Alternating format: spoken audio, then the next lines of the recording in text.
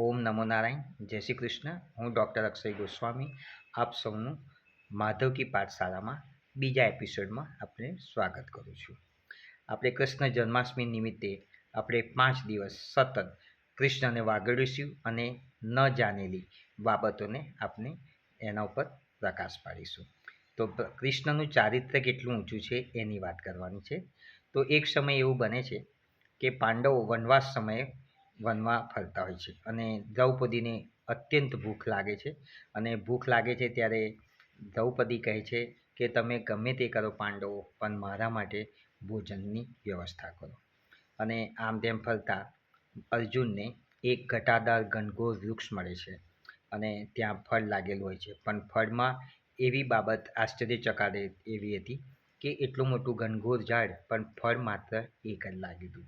એટલે થોડો એ હચમચ્યો કે ભાઈ આવું પોસિબલ ના હોય, પણ છતાં એને દ્રૌપદીનું ભોજનની વ્યવસ્થા કરવાની હતી એટલે એમને એક તીર મારીને ભોજન ની વ્યવસ્થા માટે ફળ તોડી નાખ્યું. એ લઈને જ્યાં વનવાસમાં જે રહે છે ત્યાં દ્રૌપદી પાસે લઈ જાય છે ત્યારે માધવની એટલે કે દ્વારિકાધીશની એન્ટ્રી પડે છે અને આ દ્વારિકાધીશ કહે છે કે અરે આ ફળ કોને તોડ્યું? તો કે કેમ? તો કે આ તો સામાન્ય ફળ હોય એમ જ છે ને?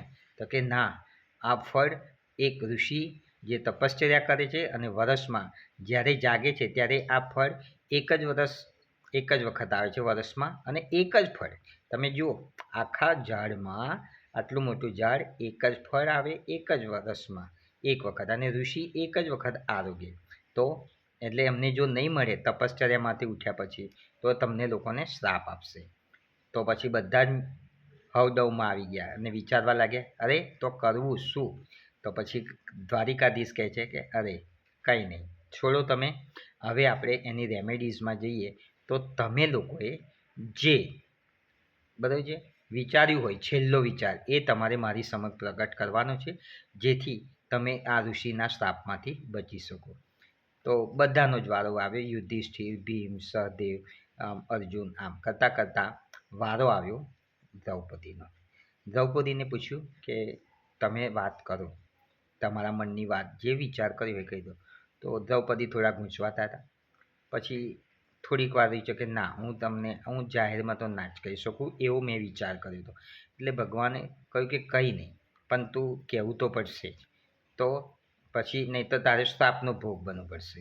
એટલે છેલ્લે બધું જ શંકા મૂંઝવણો ગૂંચવતા એને એવું કહ્યું કે હે દ્વારિકાધીશ, હે માધવ, જો તમે મારા છઠ્ઠા પાંડવ હોત તો. સાંભળજો, આટલાથી વાત અટકતી નથી. અહીંયા ઉચ્ચ ચારિત્ર્યની વાત થઈ છે. પાંડવોએ પણ સ્વીકાર્યું સાથે, અને ઉચ્ચ ચારિત્ર્યની વાત કરવાથી પેલું ફળ પાછું ઝાડ ઉપર લાગી ગયું. કૃષ્ણ, માધવ, આની ચારિત્ર્યની આપને તો કંઈ વાત જ ન કરી શકીએ, પરંતુ આનાથી એટલું એ થાય કે આચરણ અને ચારિત્ર્ય ખૂબ જ ઊંચા હોવા જોઈએ, અને એ થાય તો જ આપણે સાચા અર્થમાં જન્માષ્ટમી ઉજવી શકીએ. તો ફરીથી હેપી જન્માષ્ટમી. આવતીકાલે ફરીથી મળીશું ત્રીજા પાર્ટમાં. તો હું ડૉક્ટર અક્ષય ગોસ્વામી, ફરીથી મોટિવેશનલ સ્પીકર અને કેરિયર કાઉન્સિલર. જય Shri Krishna all of you. અને મારી આ ચેનલને સબસ્ક્રાઈબ કરજો, શેર કરજો, જેથી વધુને વધુ લોકો માધવને જાણે. માધવ કી પાઠશાલામાં. ઓમ નમઃ શિવાય.